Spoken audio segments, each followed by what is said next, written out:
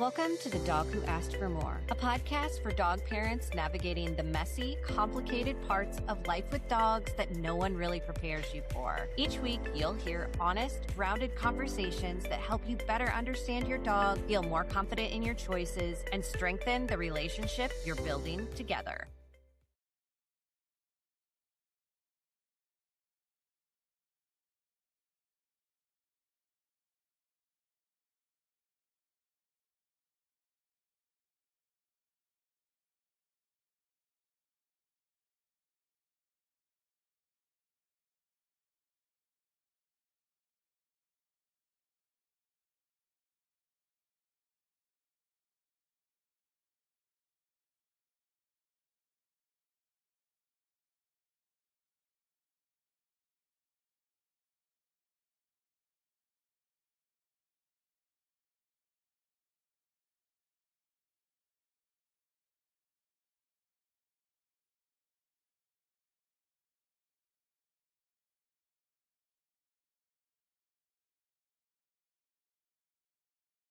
Kay, when you think about the dogs you've worked with or lived with, when did behavior start feeling like communication instead of just disobedience for you?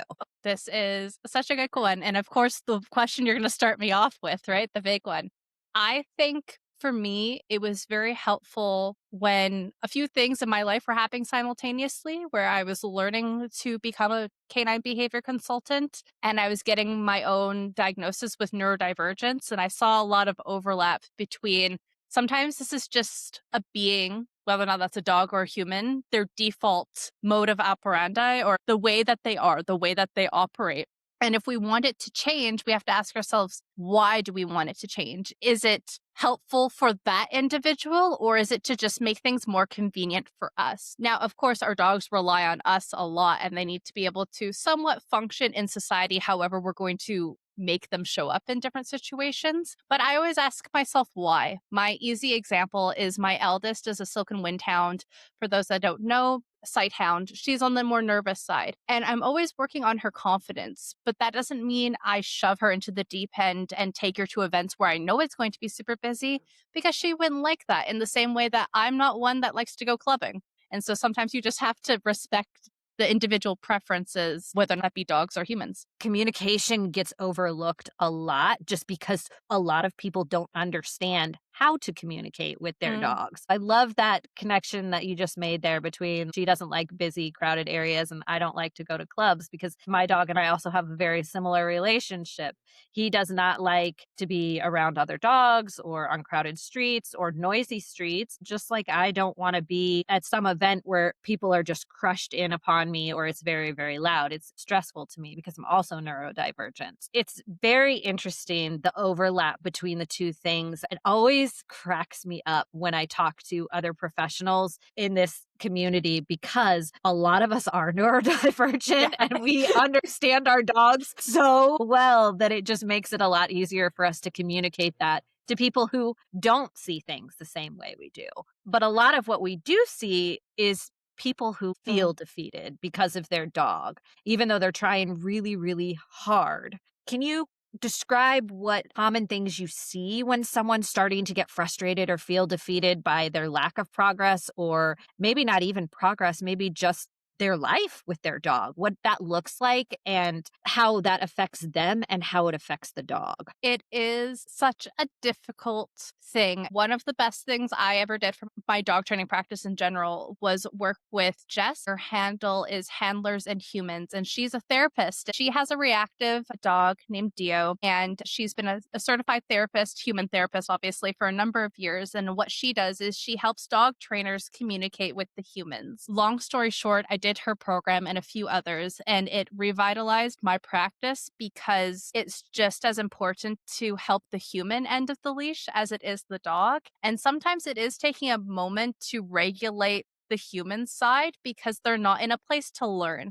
How often do we tell clients, oh, you need to start at, to use a gamer analogy, like level 0, make it easy when you're teaching a dog a new skill. We practice in our home, not in the busy city street, because when you put the dog in a situation they're not yet prepared to handle, learning doesn't happen. And a lot of the times, the humans didn't necessarily sign up for this hard mode or this hard level of being in their life with their dog. They didn't necessarily know what they were getting into. And unfortunately, it's not that we can necessarily go backwards and make it easier because the dog is who they are. So we need to take a look at the human end of how can we make it so they're able to deal with emotionally what's going on with their dog? How can they be in a space where they're able to learn so that we can help them put their dog in a space where the dog's able to learn? Jess is a mutual. She actually has been on the podcast a few times and will continue to come on the podcast because what she does is so relevant to Mhm. so many people. The problem with our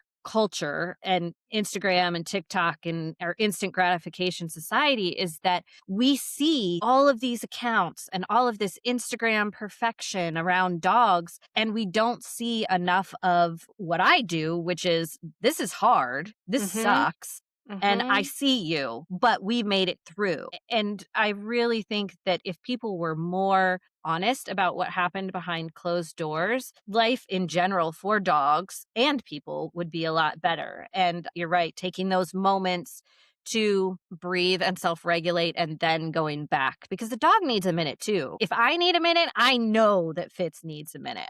You can go, out in the yard and chew on your ball, or here's a wolf sickle or something. Just let me sit here and silence for a moment. And there's nothing wrong with that. But there's so much guilt and so much doubt and so much second guessing that happens because of that, that people are afraid that their story is inaccurate or invalid and that it doesn't matter when it matters so much. One of the first things I do with client intakes is ask the questions to suss out what is the thing that's actually causing the most quality of life issues for the pair, for the group. And I say pair, but a lot of times I'll work with like multiple humans and multiple dogs. It's not necessarily just a one to one. I found for a lot of my clients that were the one human and the one dog. A lot of times when they have the more behavioral dogs, the reactive dogs, it's I haven't been to the gym in 3 months because I can't leave my dog home alone, or I feel isolated from my social groups because I can't have friends over. Our first actions are how can we get you a little bit of breathing room so you can begin the journey? Because you and I know it's not a 1 month and done, it's all solved now kind of situation. It's how can we lay the foundations so that way you can have long term success? Because a lot of times when they reach out to us, they're already burnt out, they're already really, really struggling. And that's such a hard place to come into learning anything, let alone learning how to speak a language that you didn't already know. It really is. It never ceases to amaze me how people just think that there's going to be like this quick fix for it. Mm. I have had to tell clients before, your dog, unfortunately, is not like a cell phone. We can't just download an app and delete the bugs and fix the problems. That's not how it works. I wish that it was that way. But then your dog wouldn't be any fun if you could just program them. Personality is so much of what our dog is and our relationship that it strains my poor little heart when somebody wants to tamp that down. One of the most important things in a household is something that you just mentioned, and that's figuring out what the issue is, what's happening in the house. So, how do you start to tell the difference between a dog who needs clearer guidance or a dog whose temperament or energy just doesn't fit that household rhythm? One of the things I realized really early on in my career journey was a lot of the times why we see some of these behavior cases is because there's a fundamental incompatibility with the dog and the human they're currently living with or the previous household they were living with. How many times have we heard from other dog trainers of, oh, this dog just needs to be exercised more? Or, oh, this dog just needs X, Y, and Z. It's annoying because, on the one hand, it paints everything with one brush and is saying this is a one size fits all. On the other hand, and what they're not saying, but I think what they're trying to communicate is if you don't satisfy your dog's needs, it will come out behaviorally. The degree of which will change depending on the dog. As you and I both know, some dogs, they bounce back faster than others. Some dogs are more sensitive. And if they go for too long not having their needs met, whatever those needs happen to be, it shows up behaviorally. I don't know if it's a unique perspective. I don't hear talked about very much online, but my perspective of prior to bringing a dog home is a dog is like a combination between a roommate, a kid, and a partner, like a romantic partner, a life partner. This might sound weird that I'm saying this, but if you think about it, so I met my partner through online dating. So I'm familiar with the process of you match the bio. So I always ask people, if you had a bio, what dog would match that bio? And would you match your dog's bio? This is pre to bringing the dog home, if possible, is obviously ideal. The kid, self explanatory, they're reliant on you for everything. In our modern society, in order for them to even go to the bathroom, they need your help to facilitate that. And then roommate, they are living in your house. And you might think, well, yeah, duh. A lot of times the romantic partner, they live in your house too. But who's lived with that roommate that is up partying till 3 a.m. while you're trying to sleep? So being able to reach a compromise in terms of one's lifestyle is important when I help people match with dogs or help people figure out whether or not they should get a dog in general. These are all the considerations that roll through my head. So back to your point of, is it just clear communication or is it a fundamental incompatibility? There's a bunch of dynamics that we look at there. It's energy level. It's what does your work schedule look like? It's why are you getting a dog in the first place? And that in itself will inform what, if any, kind of dog I would suggest to individuals. And then the clear communication that goes back to our original questions about canine behavior and speaking the same language. I will normally ask the questions to try and suss out what kind of dog people have and who are they. Take a look at what their average day and week looks like. And then very quickly, I'll determine whether or not we're missing some things. And then that will be our step one in training, because it's unhelpful for me to teach you how to teach your dog how to do recall if they don't listen to you, period, or they're so overstimulated by life that they're not even able to focus. That is such an amazing analogy, and now I'm gonna have to use that because it's so true.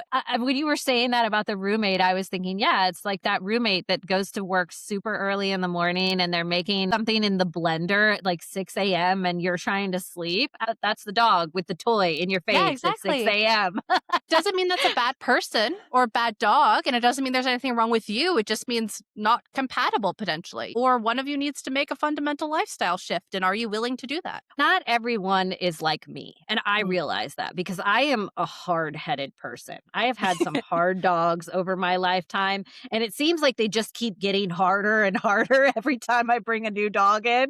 They're leveling up your dog training expertise. They're like, she got like level 1, level 2, level 5. Okay, she can have like a level 10 difficulty dog now. My first dog, Cajun, was like the most perfect dog. I never trained him. He did everything. He was great. He loved kids. He loved people. He loved cars. He loved doing all of the things. And I could literally take him anywhere without an issue. And now I have a dog that's afraid of his own shadow and is terrified of everything. So it has been a very big learning journey over 6 dogs over the last however many years. People get so frustrated so easily by things in life now that don't resolve quickly that they Mm. either just give up or they just deal with it. And Yeah. unfortunately, it's so sad for whatever that situation is. Rehome the dog, I get it, I understand. But also, you wouldn't just get rid of your kid. Like, that's not possible. And as you said, this is like a child in your home. And well, maybe you can pick a different romantic partner or you can pick a different roommate. You cannot get rid of your child. I think that there needs to be a little bit more responsibility about that when people are having those frustrations and looking for that help, to be a little bit more understanding and try to come to terms with, one, this is going to take longer than you think it is. And two, this is a loving being that relies completely on me. And if I push them out of my home, I'm literally sending them back to square one, or not even maybe potentially giving them a chance at all by taking them to a shelter or something. And again, like I said, I do understand why people do it. And I know that everyone is not like me because I'm like, let me just push through this. We'll figure it out. But I do think that there is something to be said for digging in a little bit and getting curious and trying to figure out how to resolve some of those things. My hot take is that choosing to have a dog is a bit like choosing to have a child. If you feel like developmental challenges, neurodivergence, defiance issues, different things like that is going to make it so you don't want to be a parent. Maybe one should question whether or not one should be a parent, and similar questions to having a dog. And that's why I want to ask people specifically, what are you hoping to get out of having a relationship with a dog? And know that it's going to be variable. There is no such thing as the perfect dog. There is such thing as a good match. I do believe in that, but nothing is ever going to be 100% perfect. There's a reason why in wedding vows, there's a like, and in sickness and in health, things will just change. And even if your dog is quote unquote perfect, that's a good like 15 years of life on average where things can happen. So I think we just need to mentally prepare ourselves whenever we're stepping to any sort of commitment, but particularly when that being is dependent on us to deal with the variabilities. I agree with you, and that was very well said. I think that commitment is something that is kind of lost in translation Mm. today. I can't tell you how much I see online all of these memes and things about, single women and men who are upset because too many women are single and enjoying being single, and I'm single. I do not have a partner, and I very much enjoy it because I align very much with I want to spend time with my dog. My dog Mhm. shares my bed with me. I like to cuddle with my dog. I like to hang out in my house on my couch with my dog. And I like to do all of these things the way that I want to do them. I have a clean house. I don't have to pick up after somebody. I don't have to share a bathroom. All of these things that are much better with a dog than they would be without a dog. That type of reciprocated commitment and love that you have in a relationship with dog is so different than the relationship than you get with a lot of humans, which is so sad, but it is unfortunately very true. There's no strings attached, but there's a better word that escaping me. A dog's love for you is not dependent on your ability to perform Oh, something. unconditional. Unconditional. Thank you. Yeah. Yes, no, 100%. And it's not, it's also unencumbered because Mm. it's not bogged down with all of the human stuff that we have to carry that they don't understand. We could be the most terrible, awful person in the whole wide world and just be nice to our dog and they would just love us anyway. They don't judge us for anything that we do, which is so wonderful. And dogs are just such incredible creatures. But they do cause tension in the home sometime, and Mhm. that can show up in different ways. So, talk a little bit about how tension shows up inside the home when there is a mismatch of energy between dog and human. This is a really fun one too, because as I said earlier in the episode, I also work with a number of families, like multiple adults and multiple dogs. And what is always fun and interesting is not always, but sometimes when there's more than one human in the household, the dog might be a match for one human, but not so much for another, which is, of course, something I'm sure you've seen with clients, but is something as what you were just saying in your personal life. It works out great because there's not necessarily the other human to bounce off of for Fitzy. I recently launched my podcast, Dear Dog Fanatic, and I am reacting to some Reddit stories about dogs. And I have two whole episodes around people that are about to get married and are having relationship breakdowns because they can't compromise on what to do with the dog. Reddit users writing in like, oh, I need to get rid of this dog because it's a puppy and I didn't take the time to crate train it and it's causing an issue. And the other one, to your earlier point, saying, well, we can't abandon the dog. This is our child. Maybe a bit of a side tangent, but something important if one is dating or looking to be partnered is having that conversation of what does having a dog mean to you? What kind of behaviors will be a deal breaker? Because we see this even with people and their children, where one parent is more understanding of their kids' idiosyncrasies than another. So same thing with the dog. I think it's important to have the conversation, not just a do we want a dog? Yes or no, but also like what does having a dog mean to us? And are we on that same page there? I don't think it's enough of a conversation nowadays to just say, oh, yes, kids or yes, dog, tick. It's okay, but what does that mean in practicality? I completely agree. And I think that a lot of household tension, especially between people, could be resolved if people were open to sitting down and actually having conversations about Hmm. this is what I see as the problem versus all of the blaming and the pointing of fingers and then the dog being in trouble with one or not the other. It's just, it can get really, really complicated when people don't talk to each other. Again, that communication between dog and human, there has to be that kind of mutual respect there too, because a dog is not going to listen to you if they don't trust you. And so you really do have to build those foundations of a relationship in order to get anywhere with them. It's interesting how much just a little bit of communication could change situations and prevent so much anger and frustration from even occurring in the household. Well, it's back to the points about how do you listen to your dog? And as Mhm. you were speaking, it was reminding me of the discourse sometimes we have as trainers, especially those that fall into maybe the more force free or less compulsive based camps, where some of them will really advocate for, oh, we don't use commands, we use the word cues. And then sometimes that gets a bit confusing. I'll use both interchangeably just because I want to use whatever word will make sense to the human that I'm talking to. But what I do like about that is the mindset shift of, would you enjoy hanging out with somebody that was just telling you what to do all of the time? And it's not so much of what we call it, cue, command, whatever. It's the intentionality behind it of, do you expect this dog, this being that's living in your home, sharing your life with you, to do everything you say when you say it all the time? You want to have the cues be as consistent as possible. That's not what I'm saying, but it's the attitude that impacts the relationship you have with your dog. Is it reciprocal? Are you listening to what your dog's telling you? And for those that say, oh, my dog doesn't talk, I'm like, I can look at my dog in the eye and I know that she's about to bark to ask me to refill her water dish. They do. It just takes some getting used to read and spending time with your dog to pay attention to see what they're asking. And if you listen to their requests, they're more likely to listen to yours. I think that this is a Kim Brophy analogy that she gives in Yes, one of love her legs. courses, Yeah. where she says, picture being an employee, and every time you get called into your boss's office, he hands you $100 bill. Hmm. You, of course, are going to want to return to that office as frequently, as quickly, and as happily as often because you Hmm. know that you're going to get a $100 bill. But if you were to walk into that office and your boss was to slap you across the face every time you walked in there, you would avoid doing that. And that is basically what you just said. It is that was so beautifully said because it really is about motivation and desire, but also again that trust, that compatibility, that working together because consequence, reward, punishment, all of those things. And I agree with you. The words become trendy because they're online. And so Yeah. then people start using a certain word or thinking a certain word is bad. And I also use cue and command interchangeably because you don't really know what's going to vibe with each person individually.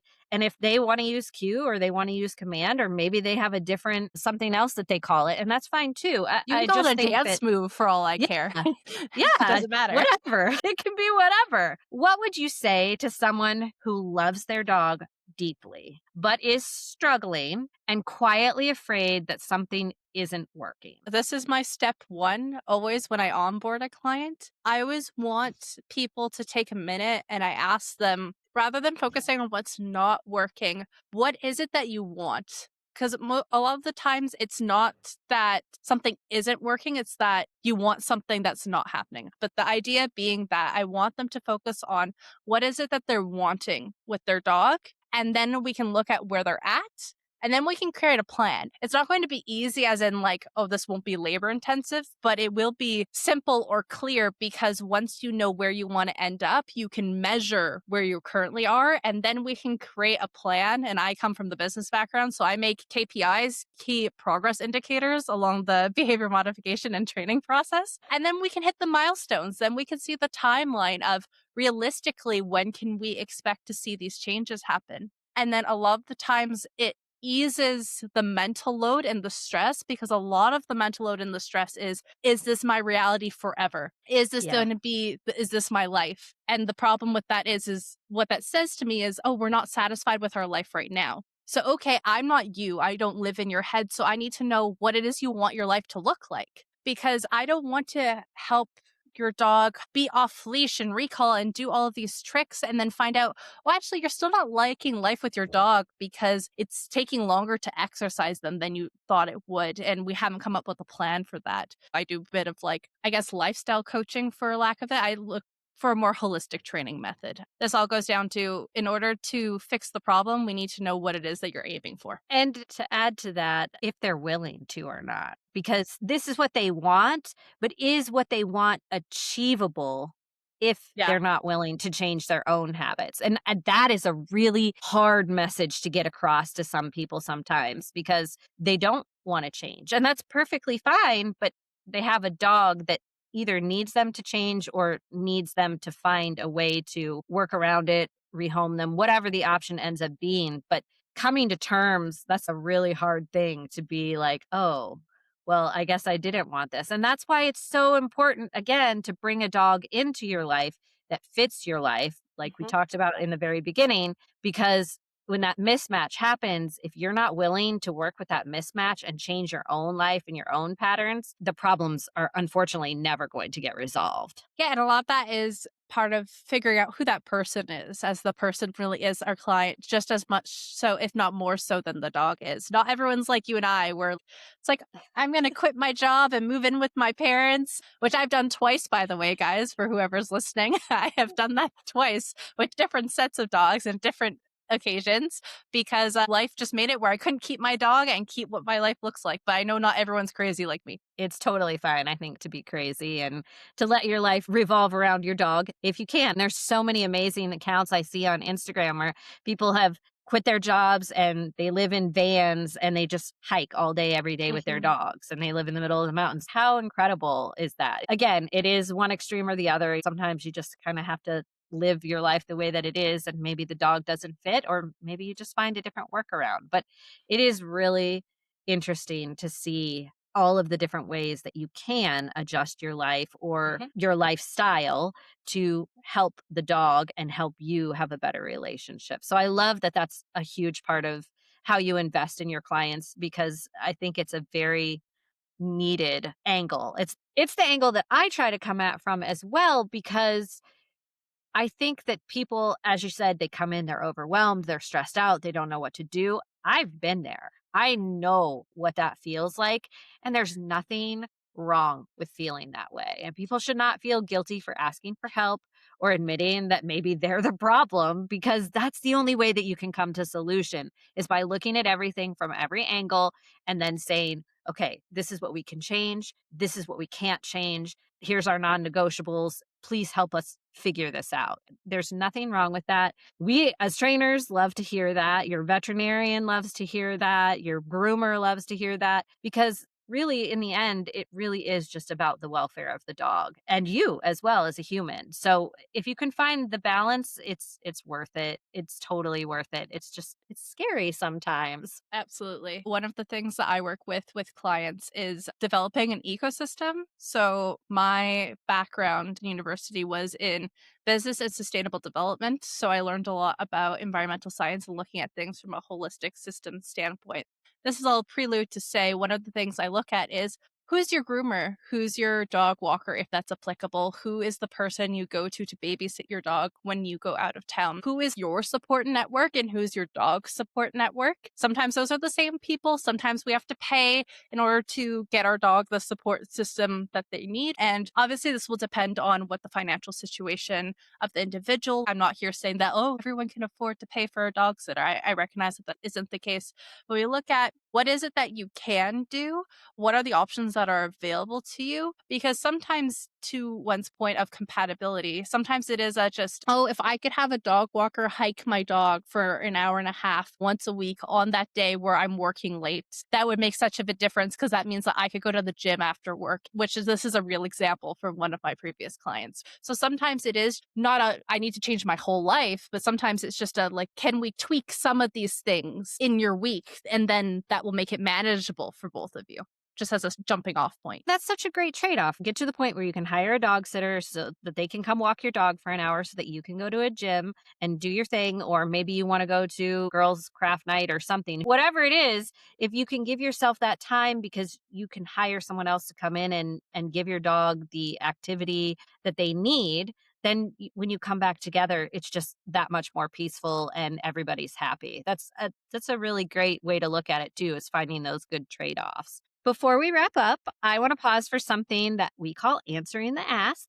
This is where behavior stops being something to fix and starts being about communication. Can you share a moment where a dog that you worked with or lived with behavior wasn't about stubbornness or needing more effort, but was actually a communication gap or mismatch that shifted once somebody truly listened to the dog? This is such a good one. My dog Velma has always been nervous. I got her when she was 3 months old, and this has just kind of been her personality trait. And one of the ways that this manifested is that when we would walk in the neighborhood, and we've moved 4 or 5 times, maybe six in her almost 4 year life. And I see this every time we move in the neighborhood that we're walking. Velma will pull when we're on our way home. Velma can walk beautifully in heels. She can walk beautifully on a loose leash. She will stick by me, but she is nervous while out in public. Part of this has to do with previous dog attacks. So I have that context, I have that background. And so some people would turn around and say, well, why aren't you making your dog walk in heel? She knows how to. Why aren't you making her walk beside you? And I have this on my Instagram. On one of them, I'm holding her leash by like one finger. And so you can see, yeah, like there's tension in the leash. She is pulling because she knows that that direction is where home is and she wants to go home because she knows where home is and she's uncomfortable. Could I train her out of it? Well, the root cause of that is that she's underconfident. She's a bit nervous, and some of that she has theoretically reason to be, right? She has been reinforced that like sometimes dangerous things happen while she's on walks. So the root cause of that is working on her confidence, which is something I continue to do. Absolutely. The manifestation is her pulling on the leash in that specific circumstance. And so someone might ask me, oh, why don't you just get her to walk beside you? Well, that's not actually solving the problem. Could it solve the symptom? Sure, but that wouldn't solve the underlying problem. And to me, that symptom isn't super bothersome. The thing about what you just said is that you are letting your dog communicate to you in a way that is not harmful to you. It's not harmful to them. And you're allowing her to have an opinion about it. She's had a great walk up to this point. We're doing good. All of a sudden, she's a little edgy and she's ready to just go home. There's nothing wrong with that. She wants to go home. So you go home. And so what if she's pulling a little bit? If she's not pulling you down, she's not hurting you, it's totally okay, but you are listening to her and helping her. And honestly, that's a great way to build her confidence by allowing her to do Mhm. the thing that she wants to do in that moment. The next time she knows she's going to be able to ask you for it. And that's so, so, so important. They get so little choice in life. I'm always like, if it's not Yes. harmful to us and not harmful for them, why not give them the option? Yes, they have so little choice, and it is so important to give them choice where we can. And if that means we're ending the walk early, then there shouldn't be anything wrong with that at all. What would you want the person listening who might be questioning themselves right now to remember after this conversation? Your dog loves you. That might sound trite, but a lot of people come to me and they worry that they're not doing enough for their dog. Is it my fault that their behavior is this way? Am I making my dog reactive? It's not an easy answer. It's not just one thing. Normally, it's a combination of things. And could you be contributing to it inadvertently? Potentially. We don't know yet until we have that conversation, but it's not your fault. You're never making a dog reactive. You're never making a dog behave in a certain way. Could one be exacerbating it? Sure. And this goes back to temperament. We can say this in humans and in dogs. And I just bring this back to humans just because it makes it easier for those that don't know as much about dogs to make that connection. But there are some dogs out there that have just super stable temperaments. We call these almost bomb proof dogs, where they can get attacked by a dog and the next day they're hanging out at the dog park and they're fine. My girl was never super confident even before she was attacked by other dogs. It's not to say that one dog is better than another, or one dog's a good dog, or one dog's a bad dog. But I just say this to remind people that there's an element of nature and there's an element of nurture. You're not inherently making things worse for your dog. Sometimes that is something internal, but there are also ways that sometimes we could be improving things. So cut yourself some slack and get curious, because curiosity is how you're going to improve your life and your dog's life, versus self-flagellating or just getting down on yourself is not going to help either of you in that situation. Love that. Sometimes you just got to listen to the dog and listen to your gut and don't be afraid to ask for help. Tell everybody how they can connect with you. Easiest way, my company is The Canine Detective. So on Instagram, it's at The Canine Detective. And I'm just going to point you there because the link in my bio can lead you to everywhere else. It's easy to fall into the trap of doing more training, more enrichment, more pressure. But sometimes the real shift doesn't come from effort, it comes from understanding, from noticing patterns instead of blaming yourself, from recognizing love doesn't always mean perfect alignment, and that clarity, even uncomfortable clarity, can be kind. If you ever feel unsure about what your dog is actually asking for, that's exactly what clarity calls are for. The link is always in the description whenever you need it. So be kind, spread joy, and remember, sometimes understanding your dog means looking at the whole life around them, not just the behavior in front of you.